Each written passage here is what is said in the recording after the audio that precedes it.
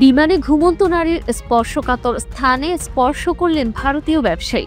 অতঃপর বিমানে ঘুমন্ত নারীকে পাশে পেয়ে নিন্দনীয় এক কাণ্ড ঘটালেন ভারতীয় ব্যবসায়ী। আকাশের বুকে মেঘের রাজ্যে ভাসমান এক বিমান, হাজার হাজার ফুট উচ্চতায় যখন যাত্রীরা নিশ্চিন্তে নিদ্রায় মগ্ন, তখনই ঘটল এই অবজ্ঞাজনক ঘটনা। মুম্বাই থেকে সুইজারল্যান্ডগামী একটি আন্তর্জাতিক ফ্লাইটে এক ভারতীয় ব্যবসায়ী তার পাশের আসনে ঘুমন্ত এক নারীর স্পর্শকাতর স্থানে স্পর্শ করে সভ্য সমাজের কপালে এঁকে দিলেন প্রশ্নবোধক চিহ্ন। ব্রিটিশ সংবাদ মাধ্যম ডেইলি মেইল এক প্রতিবেদনে জানিয়েছে, ঘটনার সূত্রপাত ঘটে গত 17 মার্চ। 44 বছর বয়সী এক ভারতীয় বংশোদ্ভূত ব্যবসায়ী মুম্বাই থেকে জুরিখের উদ্দেশ্যে 9 ঘন্টার দীর্ঘ আকাশযাত্রায় ওঠেন। তার পাশের আসনে বসেছিল এক নারী। বিমান ছাড়ার পর কিছুক্ষণ লোকটির সঙ্গে মেয়েটির সাধারণ কথাবার্তাও হয়। এরপর দীর্ঘ যাত্রার ক্লান্তিতে নারীটি গভীর ঘুমে তলিয়ে যায়, আর সেই সুযোগকে কাজে লাগায় ওই ব্যবসায়ী। অসহায় ঘুমন্ত নারীকে পাশে পেয়ে মনুষ্যত্ব হারিয়ে ফেলে সে।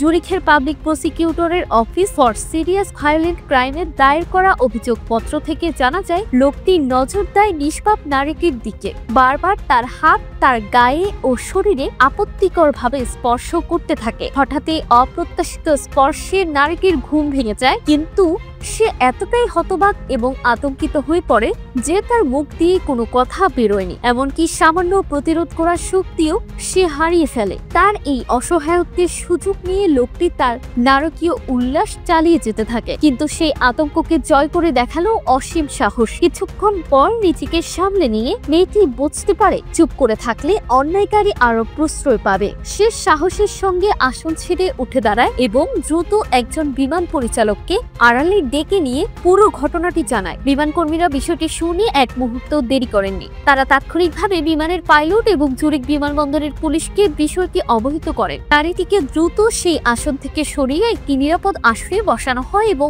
অভিযুক্ত ব্যবসায়ীকে বাকি পথটুকু কড়া পর্যবেক্ষণে রাখা হয়। বিমানটি জুরিখের মাঠে স্পর্শ করার সঙ্গে সঙ্গে আগে থেকে প্রস্তুত থাকা পুলিশ সদস্যরা বিমানে উঠে লোকটিকে গ্রেপ্তার করে। বিচার চলাকালীন আদালতে ওই ব্যবসায়ী নিজের সব দোষ স্বীকার করে নেয়। তার নির্লজ্জ স্বীকারোক্তি ছিল আরো নিকাজ্জনক। সে আদালতে দাবি করে, নারীটি যখন তার পাশে ঘুমিয়েছিল তখন সে নিজেকে আর নিয়ন্ত্রণ করতে পারেনি বা সংযম রাখতে পারেনি। এমনকি সে মেয়েটির বয়স সম্পর্কেও নিশ্চিত ছিল না বলে এক খোঁড়া যুক্তি দাঁড় করায়। তার কথা ছিল একটাই, আমি নিজেকে নিয়ন্ত্রণ করতে পারিনি। তার এই ঘৃণ অপরাধ এবং নির্লজ্জ স্বীকারোক্তির পর আদালত তার বিরুদ্ধে কঠোর রায় ঘোষণা করে। যদিও তাকে কারাদণ্ড দেওয়া হয়নি, তবে সুইজারল্যান্ডে তার প্রবেশে 5 বছরের জন্য নিষেধাজ্ঞা জারি করা হয়। এর চেয়েও বড় শাস্তি হিসেবে তাকে নাবালিকা বা শিশুদের সঙ্গে জড়িত থাকতে পারে এমন যে কোনো ধরনের কর্মসূচি বা কার্যকলাপে অংশগ্রহণের উপর আজীবনের জন্য নিষেধাজ্ঞা দেওয়া হয়েছে। এখানে শেষ নয়, আইনি খরচ বাবদ তাকে 8,200 পাউন্ড জরিমানা করা হয়েছে।